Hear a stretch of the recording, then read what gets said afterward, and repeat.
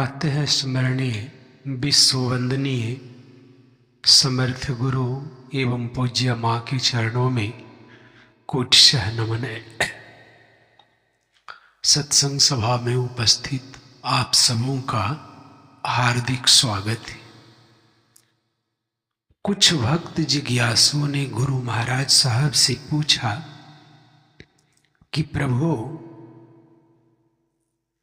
मनुस्तन पाने के बाद उसके जीवन में गुरु की ही आवश्यकता क्यों है? क्या गुरु के बिना हम अपना जीवन चला नहीं सकते? देखिए कितना सुंदर इस जिज्ञासु का प्रश्न है कि मनुस्तन पाने के बाद हमारे जीवन में गुरु की क्या आवश्यकता है? क्या बगैर गुरु के हम अपना जीवन चला नहीं सकते? तो गुरु महाराज साहब ने उत्तर देते हुए कहा कि बेटा, इस संसार में मनुष्य की जो स्थिति है वह स्थिति सर्वश्रेष्ठ स्थिति है। तुम अपने अगल बगल यदि झांक कर देखो तो परमात्मा ने जो चीज मनुष्य के पास बख्शा है, दिया है, वह चीज इस संसार में किसी जीव को नहीं दिया है।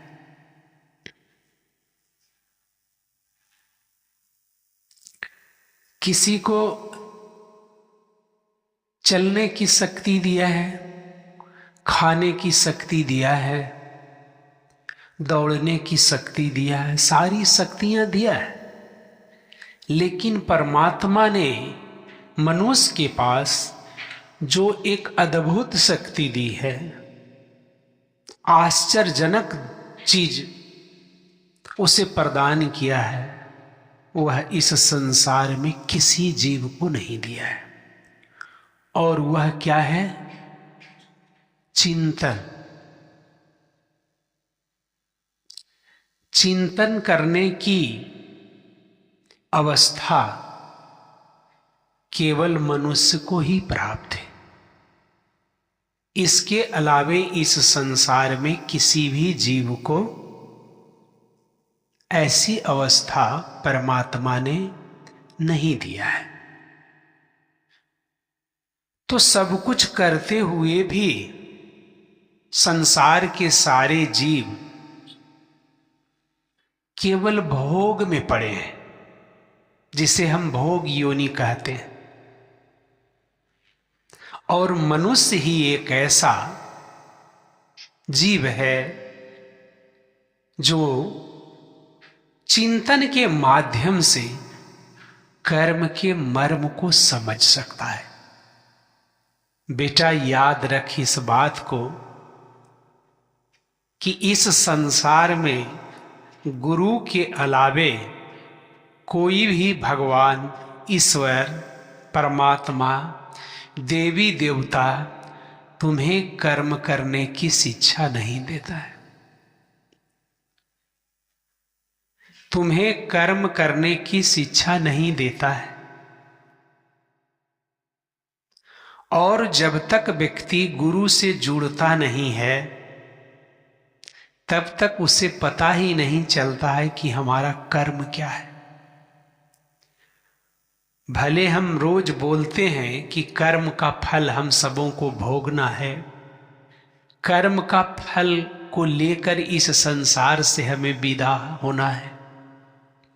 हर एक व्यक्ति इस बात को बोलता है, सुनता है, लेकिन समझता नहीं है। कर्म करता है, कर्म के बारे में बोलता है, सुनता है और समझता नहीं है।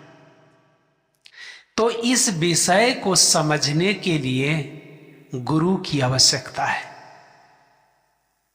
बेटा, तुम याद रख, जब तक तुम गुरु को धारण नहीं करोगे अपने जीवन में, तब तक तुम कर्म के मर्म को नहीं समझ पाओ।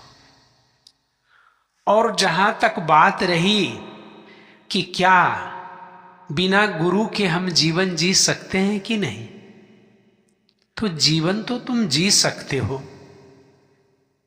लेकिन जीवन के अर्थ को तुम नहीं समझ सकते हो। तो जीवन को किस तरह से तुम जियोगे? जैसे पशु जी रहा है। पशु भी भोजन करता है, पशु भी बच्चे पैदा करता है, पशु भी सब कुछ करता है, लेकिन पशु के अंदर सोचने की शक्ति परमात्मा ने नहीं दिया है।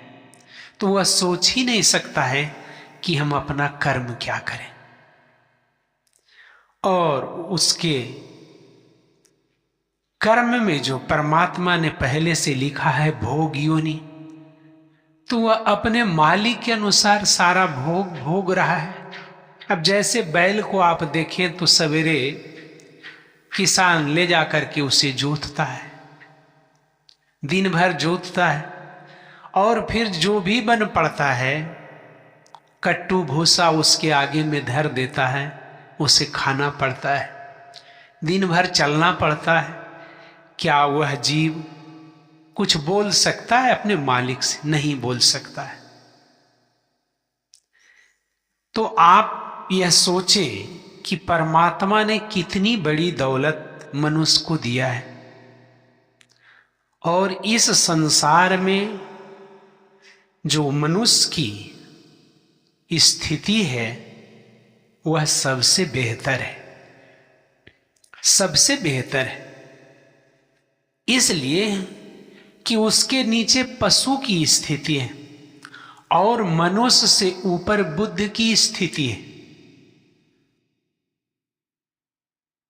तो बुद्ध की स्थिति को प्राप्त करने की क्षमता हम सबों को है।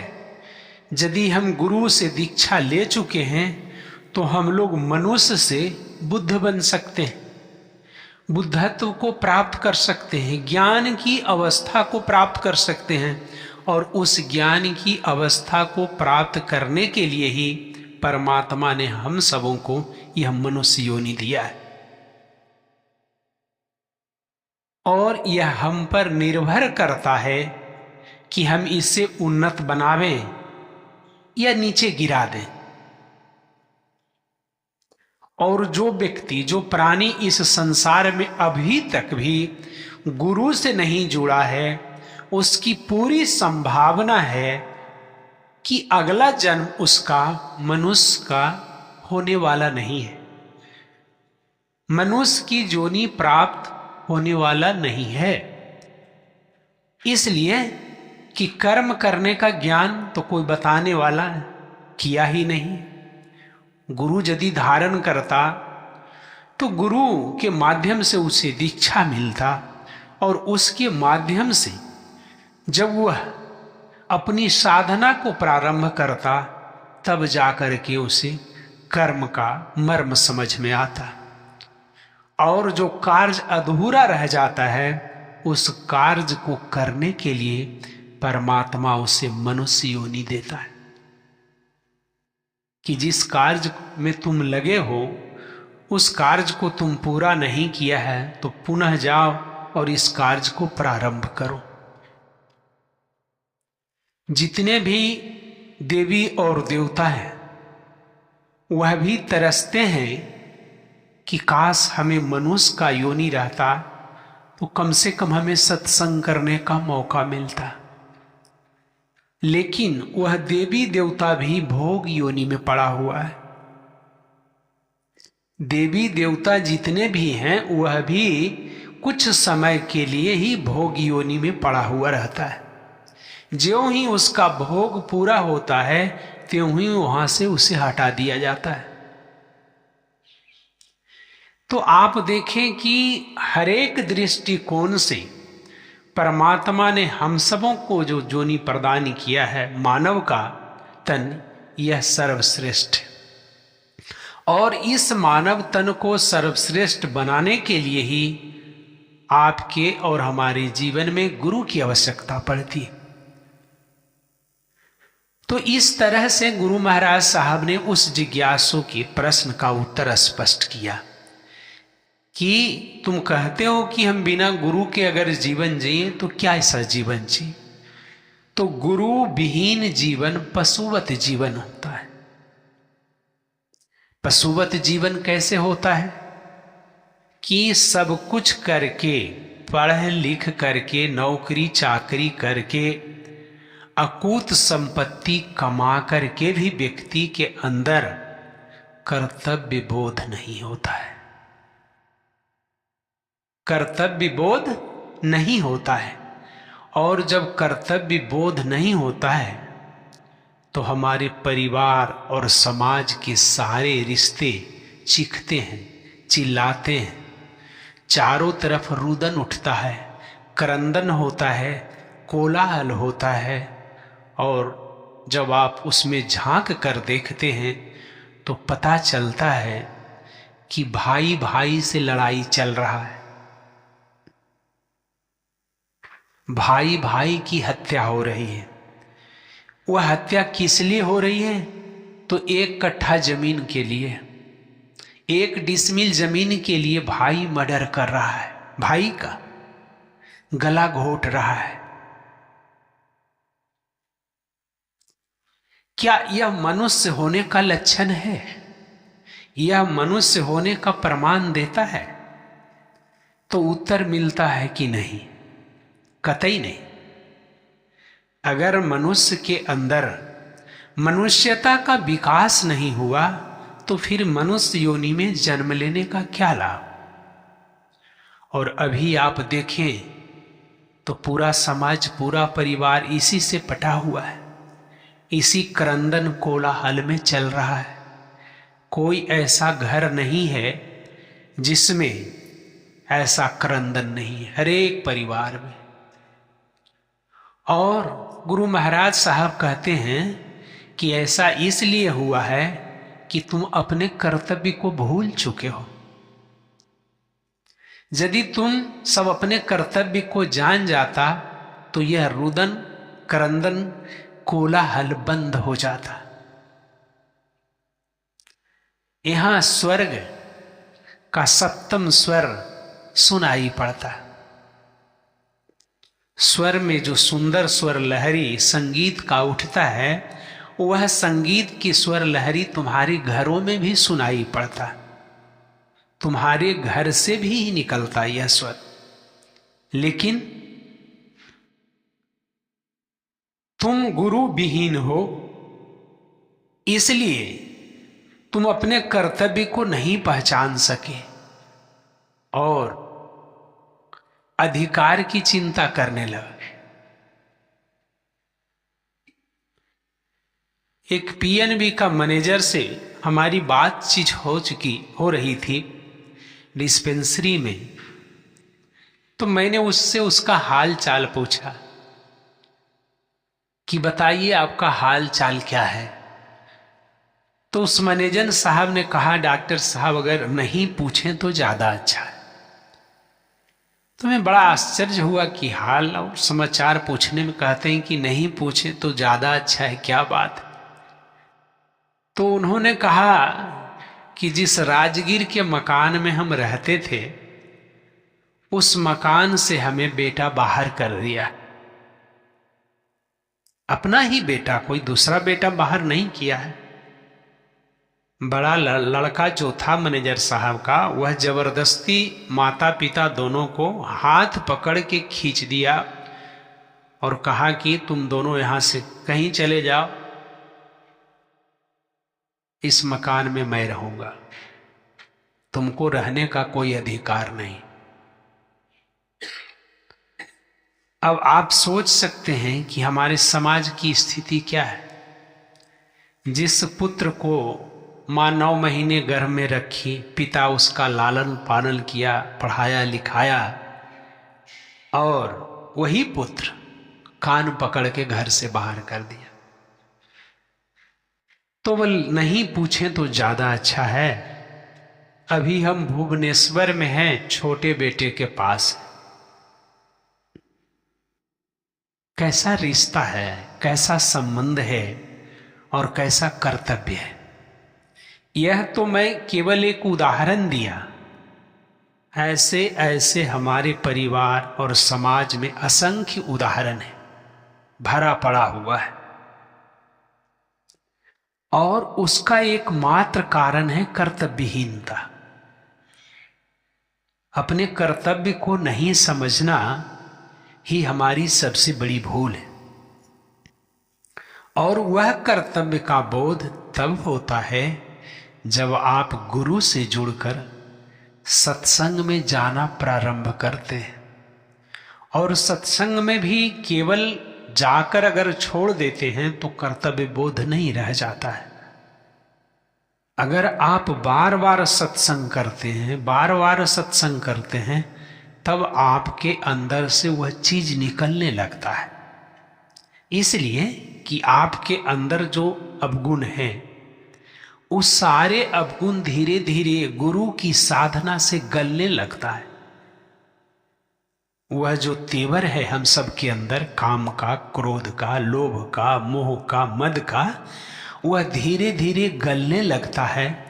और जब वह गल कर पिघलता है, तब आपको अंदर से यह प्रतीत होता है कि हम अपने जीवन में कोई गलत काम ना करके यहां से चले। इसलिए कि यहां हम सब मकान तो पीलर पर बनाए जरूर है, मजबूती में हमने कोई कोर कसर नहीं छोड़ा है, लेकिन उस मकान से हमें निकलना है, उस मकान को छोड़कर हमें चलना है।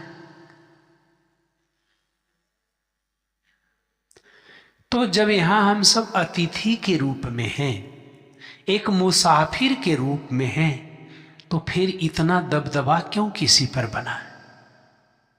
किसी के ऊपर इतना बोझ क्यों डालें कि वह बिलबिला जाए, या किसी के अधिकार का हम हनन क्यों करें कि मैं जो कहता हूं वही काम तुम करो। चाहे कितना से कितना भी नजदीक रिश्ता हो, सही सत्संगी कभी दबाव नहीं बना सकता है। इसलिए कि अब वह इस बात को समझने लगा है कि हमारा ही कर्तव्य विशेष है। अगर वे नहीं निभाते हैं तो मत निभाए, लेकिन मैं अपने कर्तव्य को नहीं छोड़ सकता। अब यदि केवल इस सूत्र को ही एक सत्संगी, एक साधक, एक जिज्ञासु समझ ले और समझने के बाद फिर उसको व्यवहार में अपील कर दे, व्यवहार में लाने लगे, तो आप देखें कि उसका जीवन कैसा हो जाता है।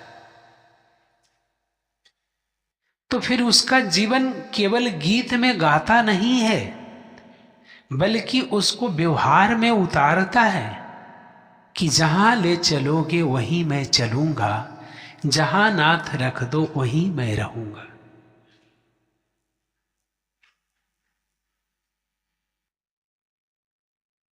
यह गीत नहीं है, यह एक साधक की साधना का अवस्था का द्योतक है, प्रतीक है, समर्पण है साधक के अंदर। तब वह कहता है इस बात को कि जहां ले चलोगे वहीं मैं चलूंगा, जहां नाथ रख दो वहीं मैं रहूंगा।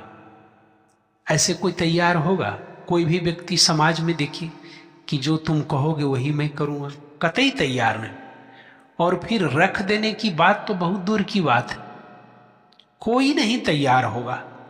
लेकिन जब इस रहस्य को साधक समझ जाता है तो समर्पण कर देता है। उसी तरह से जिज्ञासु सत्संगी जब यह समझने लगता है कि इतना आलीशान बिल्डिंग, इतना मेहनत से बनाए हुए भवन को भी एक दिन हमें छोड़ना है, निकलना है, तो फिर इस भवन को हम गंदा क्यों करें? अपने विचारों से, अपने व्यवहारों से हम किसी को ठेस क्यों पहुंचाएं? अब सोचें कि ऐसी बात जब आपके अंदर, हमारे अंदर या किसी साधक के अंदर आ जाएगा तो उस व्यक्ति से कौन सा प्राणी समाज का दुखी हो सकता है? कोई भी दुखी नहीं हो सकता है। दुखी होने का सवाल ही नहीं उठता है। किसी से हमने 100, 50, 1000, 2000, 10,000, 20,000 ठग लिया और ठग लेने के बाद हम तो बहुत मगन हैं कि हमने अमुक व्यक्ति का इतना रुपया मार लिया और किसी को पता भी नहीं चला है। लेकिन उसका परिणाम क्या होगा? उसका परिणाम होगा कि एक एक पाई का हिसाब आपको देना पड़ेगा मालिक के सामने। उस समय आप क्या बताएंगे? अभी आप 1-1 करोड़ रुपया ठग रहे हैं और ठग के मकान चमका रहे हैं, गाड़ी खरीद रहे हैं और समझ रहे हैं कि हम सबसे होशियार हैं। लेकिन परमात्मा का जब डांग आपके ऊपर गिरेगा, लगेगा, तो उस समय यह गाड़ी, यह रुपया और यह मकान काम नहीं देगा। उस समय आपको याद पड़ेगा कि हमने बहुत बड़ी भूल की, बहुत बड़ी गलती की।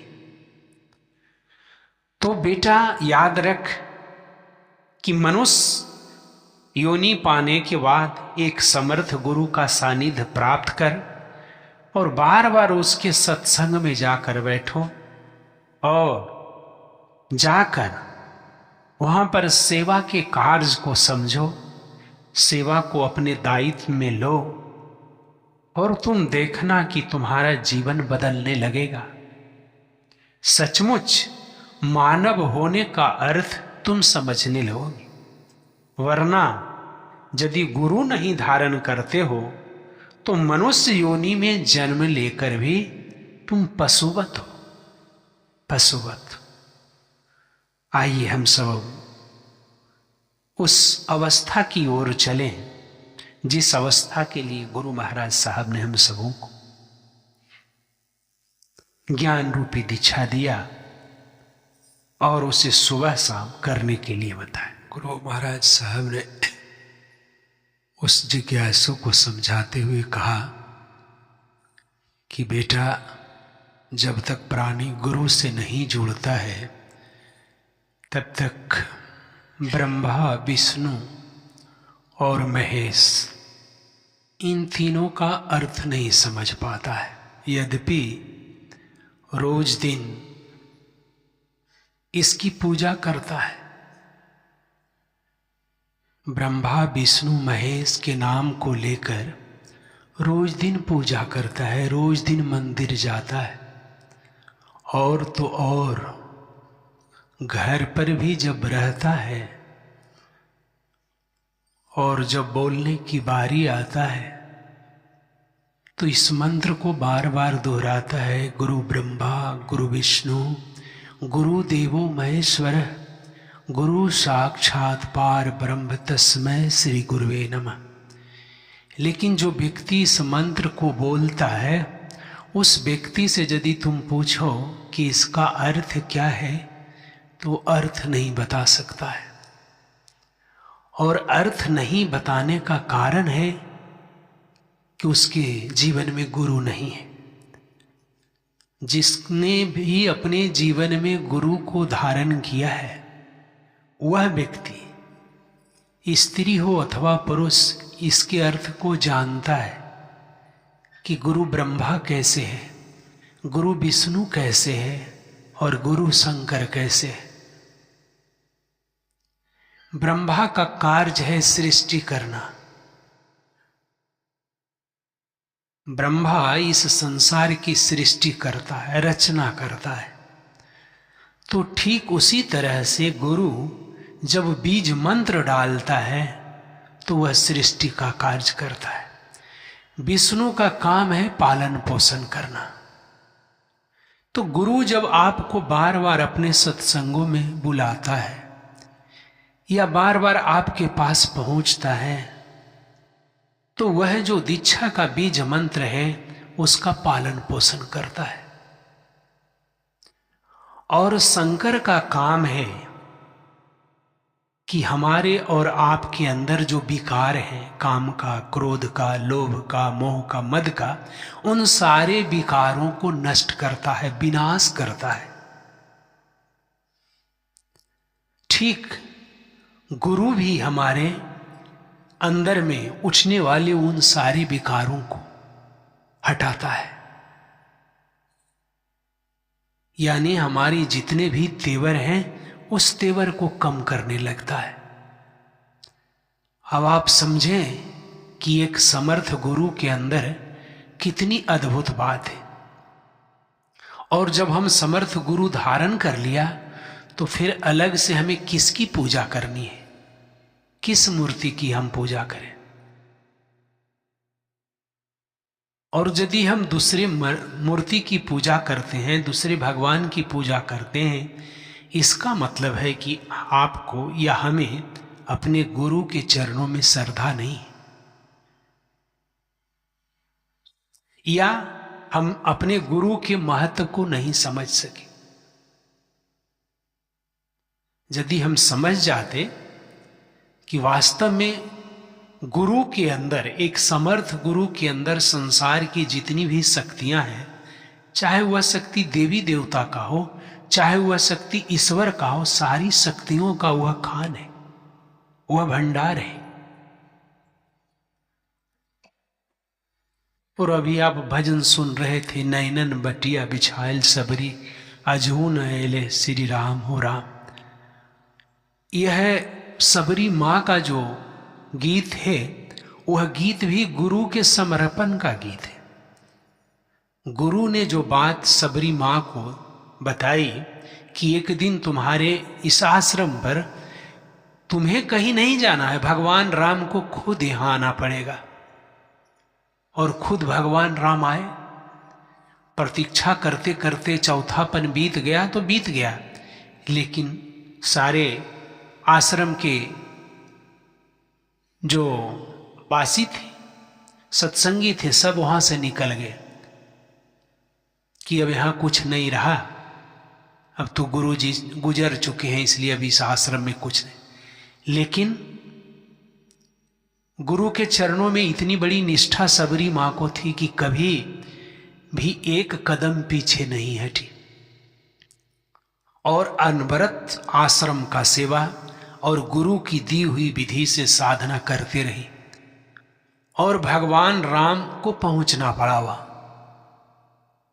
और जब सबरी मां यह प्रश्न करती है कि हम तो पढ़ी लिखी नहीं हैं, जड़मती है, माने इतनी अल्प बुद्धि हमारे पास है, और न हम अतिथि सत्कार जानते हैं, न सेवा जानते हैं, कुछ भी हम नहीं जानते हैं प्रभु, हम किस विधि से आपका सत्कार करें।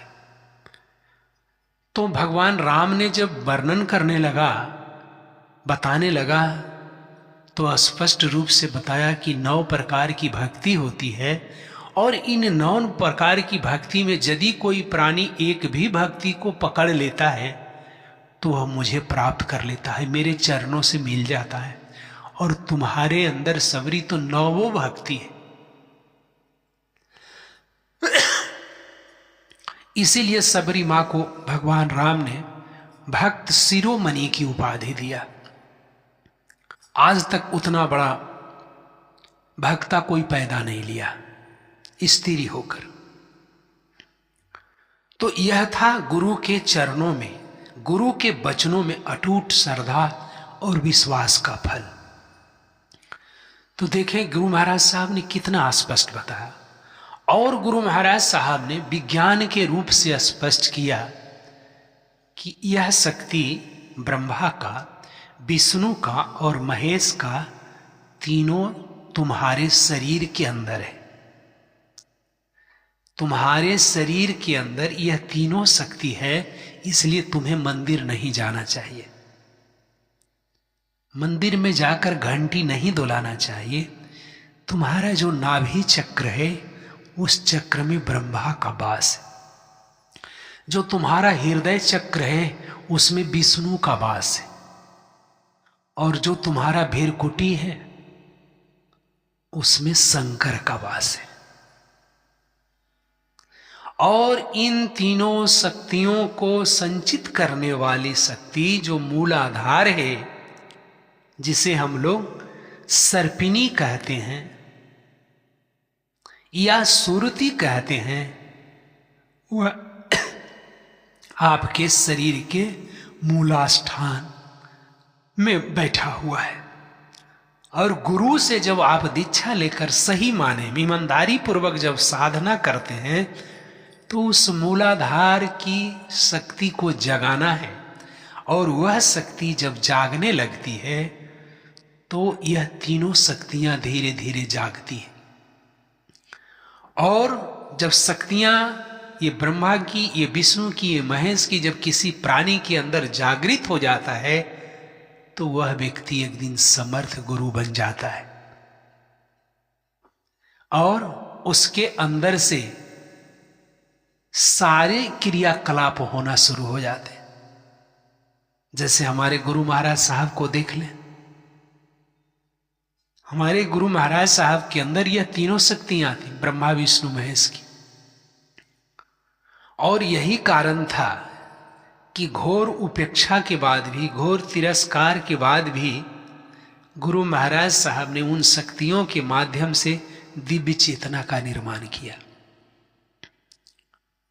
और दिव्य चेतना का निर्माण करके पूरे विश्व को बता दिया कि एक समर्थ गुरु क्या होता है। तो इस तरह से उस जिज्ञासु का जो प्रश्न था कि प्रभु मनुष्य जोनि में आने के बाद हमें गुरु क्यों करना चाहिए, और क्या गुरु को यदि छोड़कर हम चलें, गुरु के बिना अगर हम जीवन जीना शुरू करें तो हमारा जीवन कैसा होगा। तो कितना स्पष्ट उत्तर गुरु महाराज साहब ने दिया कि गुरु विहीन जीवन पशुवत जीवन है, और तुम मनुष्य योनि में रहते हुए भी पशु से ज्यादा नहीं हो। अगर तुम अपने को मनुष्य कहते हो तो तुम्हारे अंदर यह मननशीलता होनी चाहिए कि मनुष्य होने का पहचान क्या है, और इस पहचान को एक समर्थ गुरु के अलावा कोई बता नहीं सकता है। चंबल घाटी के पास, चंबल घाटी के पास एक बहुत बड़ा गुफा है, अंदर जंगल में जाकर पहाड़ी में। और वह गुफा इतनी बड़ी गुफा है कि जो भी व्यक्ति उस गुफा में गया लौट करके नहीं आया, यानी उसकी मृत्यु की गारंटी है वहां। अगर कोई व्यक्ति चाहे कि हमें अभी मरना जरूरी है तो उस गुफा में जाकर के तुरंत मर सकता है।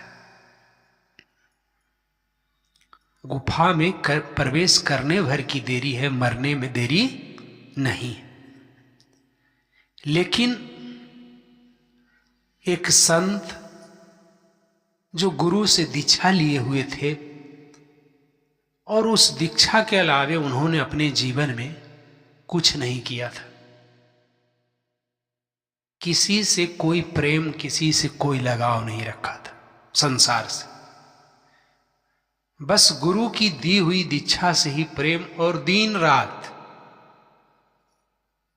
टाइम में हम लोग के जैसा गुरु महाराज जैसा नहीं कि तुम दिन भर काम करो, रात भर काम करो और सुबह शाम बैठ जाओ, इतना भी हम लोग को बैठा हुआ पार नहीं लगता है। और ज्यादा तक साधक इसे नहीं करते, ज्यादातर साधक इस साधना को सुबह शाम नहीं करते। और नहीं करने के चलते क्या होता है कि आपके अंदर कर्तव्य बोध नहीं होता है, तब आपके अंदर दूसरे दूसरे के विचारों का भाव उठता है और आप बुरी तरह फंस जाते हैं निंदा में, चुगली में, राग में, ईर्ष्या में, द्वेष। और यदि आप ईमानदारी पूर्वक साधना करेंगे तब आपको स्वतः पता चलने लगेगा कि खैर दुनिया क्या करती है उससे हमें क्या मतलब, हमें क्या करना है, हमें क्या सोचना है, ये होने लगता है। तो उसी तरह से वो संत जो थे वो गुरु महाराज से दीक्षा लेकर दिन रात बस अहरनिश नाम का जपू करते थे। और उसी तरह से जब इस बात की जानकारी उनको हुई कि उस गुफा में जाने वाला व्यक्ति कभी लौट कर नहीं आता है, तो उन्होंने प्रण किया कि बड़ा अच्छा है कि चल के उस गुफा को देखा जाए कि उसकी सच्चाई क्या है।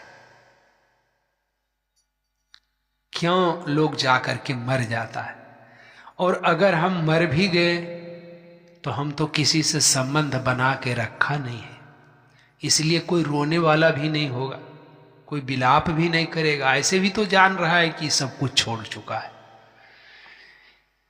तो उन्होंने उस गुफा की तरफ यात्रा की और गुफा में प्रवेश हो लिए। और प्रवेश जब हो लिए, जब अंदर जाने लगे तो उस गुफा में एक घुटना पानी था। एक घुटना पानी अंदर गुफा में चल रहा था। बड़ा उनको आश्चर्य हुआ कि बेकार हम अंदर में हिले, हम समझे गुफा है तो लगता है गुफा क्या है, नदी बह रहा है, इसमें पानी लग रहा है। लेकिन ये 5 सेल का टॉर्च भी लेकर चले थे। काफी घनघोर अंधेरा था, इतना घनघोर अंधेरा था। तो ज्यों ही अंदर बढ़े, हिम्मत करके 1-2 किलोमीटर अंदर गए तो इनका जलता हुआ टॉर्च बुझ गया। अब जब टॉर्च बुझ गया तो इनके अंदर भय होने लगा कि कहीं कुछ नहीं है, पानी भी है, अंधेरा भी भयानक है और हमारा टॉर्च भी काम नहीं करता है। फिर उन्होंने गुरु की बताई हुई विधि को बड़ा कस करके अंदर में लिया और उनका स्मरण करते हुए कहा, अब जो होना है, मौत तो मौत से ही बचने का तो ठीक ही प्रश्न नहीं है। किसी ने कहा था तो गलत नहीं, मैं तो बहुत अंदर आ चुका हूं, इतना दूर तो कोई आ ही नहीं सकता है, मर ही जाना होगा। फिर हिम्मत करके ये आगे बढ़ते जा रहे हैं और स्मरण करते जा रहे हैं। जब काफी अंदर प्रवेश करते हैं तो देखते हैं कि वहां का दृश्य बहुत भयावह है। बहुत बड़ा विशाल नाग, बहुत विशाल, जिसके फन में आप हम सब कहानी सुने होंगे कि हीरा होता है, वह चमकता हुआ हीरा, और बहुत मौज में खेल रहा है। अब जब इनकी दृष्टि नाग पर पड़ती है तो कंपन होने लगता है इनके शरीर में कि सचमुच कहता था कि उस गुफा में प्रवेश करने वाला लौट कर नहीं आता। अब इतना बड़ा सर्प हमने जीवन में इस ढंग का देखा ही नहीं, और जो कि साक्षात एकदम फन बांधे एकदम रेंग रहा है चारों तरफ। तो उन्होंने बताया कि जब पुनः भय होने लगा कसकर, तब लगा कि अब तो मर ही जाना है, अब तो छोड़ेगा ही नहीं, डस ही लेगा। तो पुनः हमने दृढ़ होकर के गुरु की बताई हुई उस विधि में लग गया कि चलो, अगर गुरु की विधि का स्मरण करते करते यह शरीर छूट जाए तो और अच्छी बात, कोई दिक्कत नहीं। तो उन्होंने दृढ़ता पूर्वक उसका जाप शुरू किया, और जब जाप इन्होंने शुरू किया तो दौड़ा हुआ उधर से एक साधु निकला, वह भी दिव्य दृष्टि का, और कहा कि बच्चा, आज तक इस गुफा में आने वाला कोई भी व्यक्ति जीवित नहीं लौटा है। लेकिन तुम जीवित रह गए, इसके पीछे एकमात्र कारण है कि तुम्हें गुरु के वचनों में सबसे बड़ी निष्ठा है और तुम निष्काम होके किसी भी ढंग की, किसी प्रकार की कामना तुम्हारे अंदर नहीं है। केवल गुरु के नाम का जो स्मरण तुम कर रहे हो, यह तुम्हें एक कवच बना दिया और उस कवच के सहारे तुम बच रहे हो। नहीं तो यहां बचने का कोई प्रश्न नहीं था। लेकिन तुमने भगवत नाम जो जप कर रहे हो, अहरनिश कर रहे हो, और तुम्हारे अंदर कोई कामना नहीं है, न घर के लिए, न समाज के लिए, न संसार के लिए, कुछ के लिए कामना ही नहीं। बस ने गुरु जो दे दिया है उसको तुम पकड़े हुए हो। वही सुरक्षा कवच तुमको यहां तक पहुंचाया है। लेकिन खैर, जब तुम यहां पहुंच गए हो तो पहुंच गए हो, लेकिन अब तुम्हें यहां से जाना नहीं है। तब इनको और दिक्कत लगने लगा कि अब यहां से जाना नहीं है तो यहां हम कैसे रह पाएंगे, यहां कहीं कुछ व्यवस्था नहीं है। तो हमने उस महात्मा से कहा कि सरकार, अगर हमें यहां से जाने के लिए नहीं मिलेगा तो हम यहां खाएंगे क्या, और आप क्या खाते हैं, हम क्या खाएंगे, कैसे जिएंगे। तो उस महात्मा ने कहा कि बेटा, हमारा आयु 10,000 बरस का है। 10,000 बरस से हम केवल वायु का सेवन करते हैं, कंद मूल फल पानी कुछ नहीं ग्रहण करते हैं। और तुम सोच सकते हो कि हमारी अवस्था कैसी है। ये जो वायु चल रहा है उसी का हम भोजन करते हैं, लेकिन तुम्हें तो वह अभ्यास नहीं है। तो तुम्हारे लिए हम व्यवस्था कर देंगे और तुम यहां बनाकर एक टाइम भोजन कर लेना और उसी से तुम अपना काम चलाना, और अहरनिश यहां तुम उस गुरु की बताई हुई विधि से जाप करो। तो जब समय होता था तो वह जो 10,000 वर्ष के महात्मा थे, कहीं से 1-2 तोला आटा लाके दे देते थे प्रतिदिन, और उसी को लकड़ी पर सिझा करके रोटी बना करके खा लेते थे, बस एक ही टाइम। यही इनका जीवन था। 3 साल जब वहां तप किए तो 3 साल के बाद उन्होंने इच्छा जाहिर किया कि अब हम अपने स्थान को लौट जाते। तो वह जो दिव्य महात्मा थे, उन्होंने कहा कि अब तुम जाओगे कैसे, पहुंच तो गया लेकिन निकलना तो बड़ा मुश्किल है। तो इन्होंने कहा कि मैं जिस रास्ते से आया हूं उसी रास्ते से, तो वह भी रास्ता बंद है। खैर, ऐसा करो कि तुम हमारे साथ हो लो, हम तुमको उस रास्ते तक पहुंचा दें।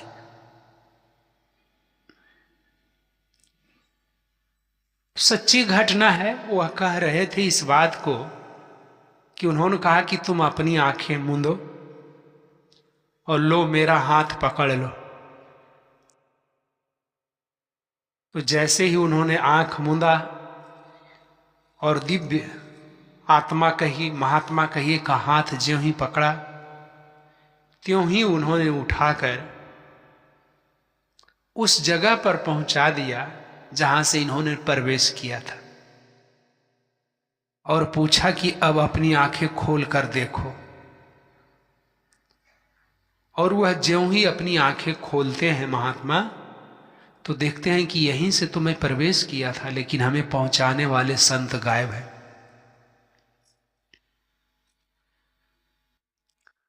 किस माध्यम से, किस दृष्टि से दिव्य आत्माएं किसका किसका भला करती है,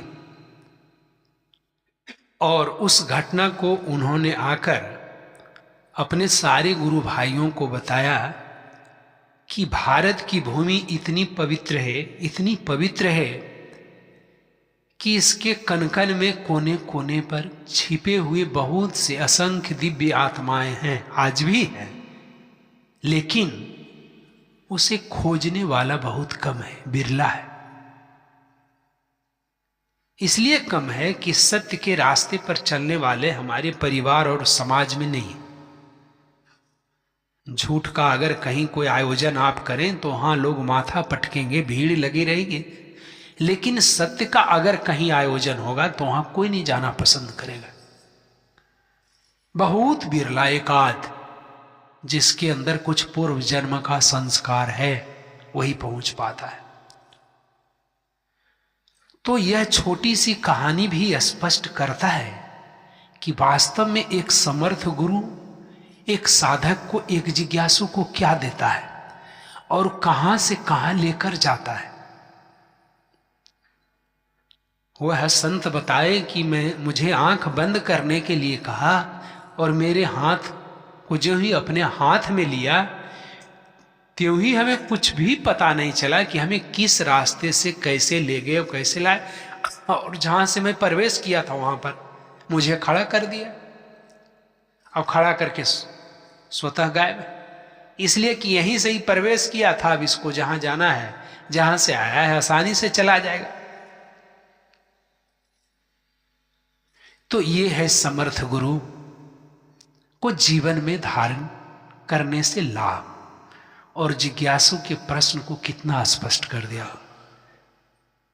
कि गुरु विहीन जीवन नहीं होना चाहिए मनुष्य का। यदि हम मनुष्य हैं तब, और यदि मनुष्य होते हुए भी गुरु की बात को नहीं समझ पाते हैं तो फिर हम सब पशुवत हैं। ऐसे समर्थ गुरु के दरबार में हम सब बैठे हैं, उनके सामने ये नैवेद्य महाप्रसाद रखा हुआ है।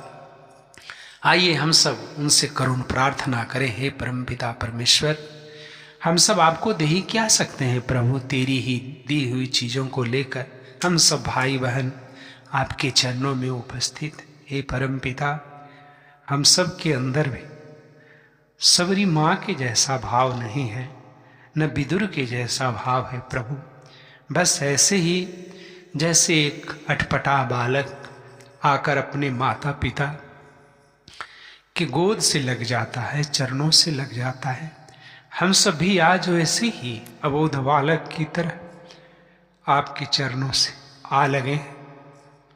आप हम सबों की सारी गलतियों को भुलाकर इस नैवेद्य महाप्रसाद को स्वीकार कर लें प्रभु। इसमें ऐसी शक्ति भर दें कि जो प्राणी इसे ग्रहण करे उसका विचार सदा सदा के लिए आपके चरणों से लग जाए। इन्हीं भावों के साथ लोग 2 मिनट इसे अर्पण करें।